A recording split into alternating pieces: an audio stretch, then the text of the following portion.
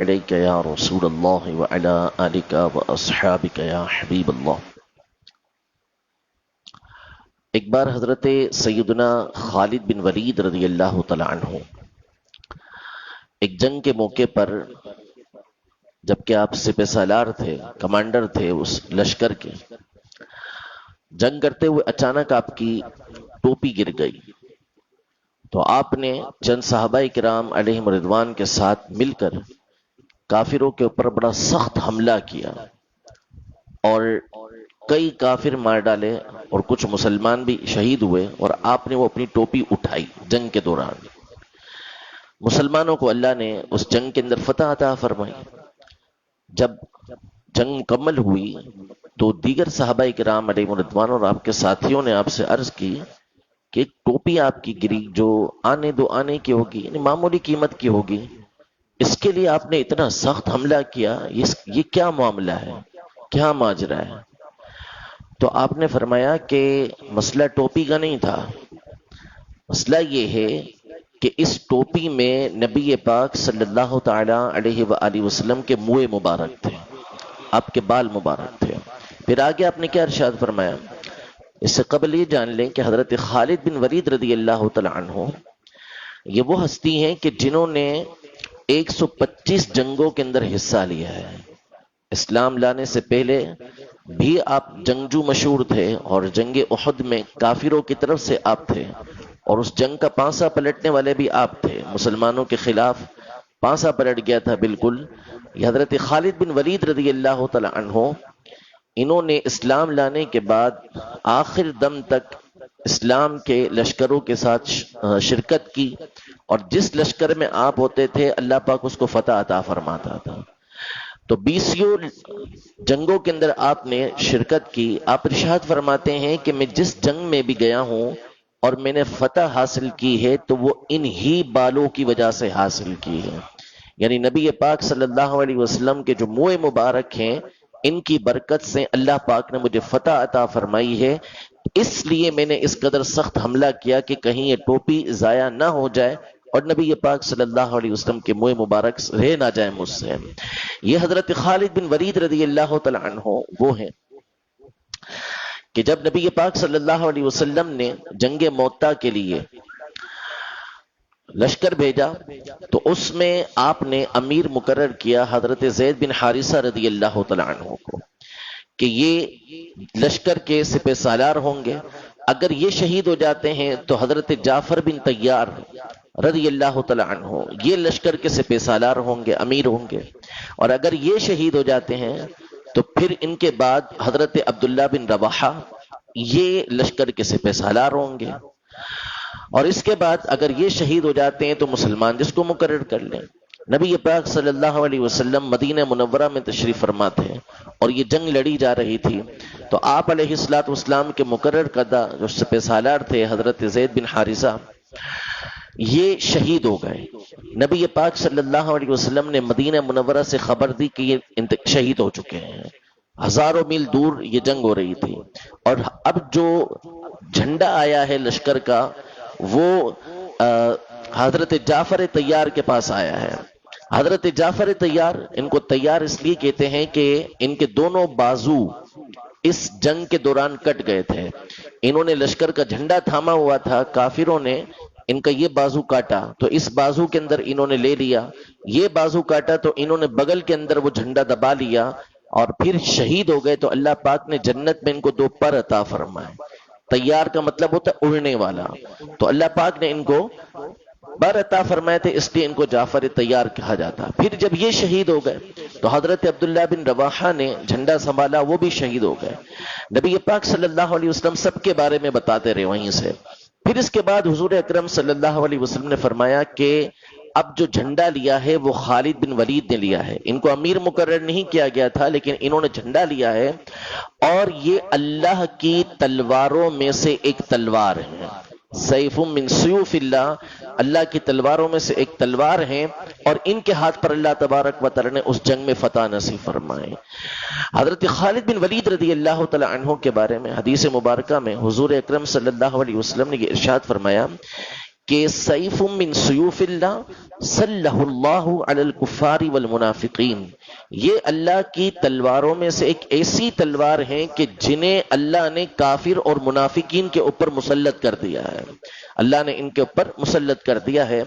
جب مقام حیرا پر آپ پہنچے تھے، ایک مقام تھا، تو وہاں پادریوں نے، وہاں کے رہنے والوں نے آپ کو چیلنج کیا کسی بات کے اوپر، تو حضرت خالد بن ولید رضی اللہ تعالی عنہ نے اس وقت اپنی کرامت دکھائی۔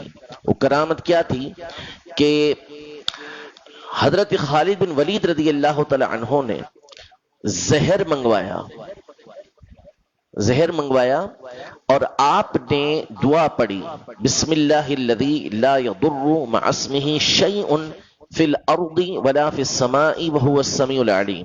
یہ کھانے سے پہلے پڑھنے کی دعا ہے، اور اس کے بعد آپ نے اس زہر کو تناول کر لیا، کھا لیا، اور کفار نے دیکھا کہ اس زہر نے ذرہ برابر بھی حضرت خالد بن ولید رضی اللہ تعالی عنہ پر اثر نہیں کیا، اور کئی لوگ آپ کی اس کرامت کو دیکھ کر یہ بڑے متاثر ہوئے۔ اسی طرح حضرت خالد بن ولید رضی اللہ تعالی عنہ کی ایک خصوصیت یہ تھی کہ اتنا بڑا کمانڈر اگر کہیں پر ہو، اتنا بہادر شخص ہو، تو ہمیشہ اس کی یہ کوشش ہوتی ہے کہ وہی سربراہ بنے، وہی لشکر کا سپہ سالار رہے، لیکن اپنے اتنے بڑے مقام و مرتبے کے باوجود حضرت خالد بن ولید رضی اللہ تعالی عنہ کی طبیعت کے اندر اطاعت گزاری تھی۔ ایک جنگ کے موقع پر، عین موقع پر، حضرت عمر رضی اللہ تعالی عنہ نے ان کو معزول کر دیا، پیغام بھیجا کہ یہ لشکر کے سپہ سالار نہیں، ان کی جگہ حضرت ابو عبیدہ رضی اللہ تعالی عنہ لشکر کے سپہ سالار ہوں گے۔ حضرت خالد بن ولید رضی اللہ تعالی عنہ نے کوئی چوں چرا نہیں کیا، فوری طور پر کہا کہ ہمارے خلیفہ نے جو حکم دیا ہے وہ مجھے قبول ہے، اور لشکر کی سپہ سالاری جو تھی وہ حضرت ابو عبیدہ رضی اللہ تعالی عنہ کو دے دی۔ جب آپ کا وصال ہونے لگا، انتقال ہونے لگا، تو آپ کی جو آپ بستر پر تھے، تو سب سے جو بڑی خواہش تھی آپ کی، اور جس پر آپ پریشان تھے، وہ یہ بات تھی کہ اللہ پاک نے آپ کو اتنی جنگوں کے اندر جانے کی سعادت دی، اور جسم کا کوئی حصہ بھی زخم سے محفوظ نہیں تھا، لیکن آپ کا جو وصال ہوا وہ بستر پر ہوا۔ آپ کی خواہش یہ تھی کہ میدان جنگ کے اندر شہادت ملتی، لیکن یہ خواہش پوری نہ ہوئی، انتقال آپ کا یہ بستر پر ہوا۔ آپ کی جو کنیت ہے وہ ابو سلیمان ہے، سلیمان ان کے بیٹے ہیں، سلیمان بن خالد، اور یہ بھی بہت بڑے جنگجو تھے۔ ایک بہت بڑا علاقہ ہے ترکی کا، دیار بکر کے نام سے، اس میں 27 صحابہ کرام علیہم رضوان کی ایک جگہ پر قبریں ہیں، اور ان میں جو سر فہرست ہیں وہ حضرت خالد بن ولید رضی اللہ تعالی عنہ کے بیٹے حضرت سلیمان ہیں، جن کی قبر وہاں پر موجود ہے۔ حضرت خالد بن ولید رضی اللہ تعالی عنہ کی جو شکل و صورت تھی وہ عین حضرت عمر رضی اللہ تعالی عنہ جیسی تھی، اور اللہ پاک نے ان کو بڑی برکتیں عطا فرمائی ہیں۔ ان کے مزار اقدس پہ جا کے جو دعا کی جائے اللہ پاک اس کو قبول کرتا ہے۔ دلوں کے اندر جو ڈر ہوتا ہے، خوف ہوتا ہے، اللہ پاک ان کے مزار کی برکت سے اس ڈر اور خوف کو دور فرما دیتا ہے۔ اللہ رب العزت جل وعلا ان صحابہ کرام علیہم رضوان کے صدقے میں ہمیں بھی دین اسلام کی خدمت کی توفیق عطا فرمائے، اور اللہ پاک دین اسلام کو صحیح طریقے سے سیکھ کر اس پر عمل پیرا ہونے کی توفیق عطا فرمائے۔ آمین بجاہ نبی الامین صلی اللہ تعالی علیہ وآلہ وسلم۔ اعوذ باللہ السمیع العلیم من الشیطان الرجیم، اعوذ باللہ السمیع العلیم من الشیطان الرجیم، اعوذ باللہ السمیع العلیم من الشیطان الرجیم، بسم اللہ الرحمن الرحیم، هو اللہ الذی لا الہ الا هو عالم الغیب والشہادۃ هو الرحمن الرحیم، هو اللہ الذی لا الہ الا هو الملک القدوس السلام المؤمن المهيمن العزيز الجبار المتكبر سبحان الله عما يشركون، هو الله الخالق الخالق البارئ المصور له الأسماء الحسنى يسبح له ما في السماوات والأرض وهو العزيز الحكيم.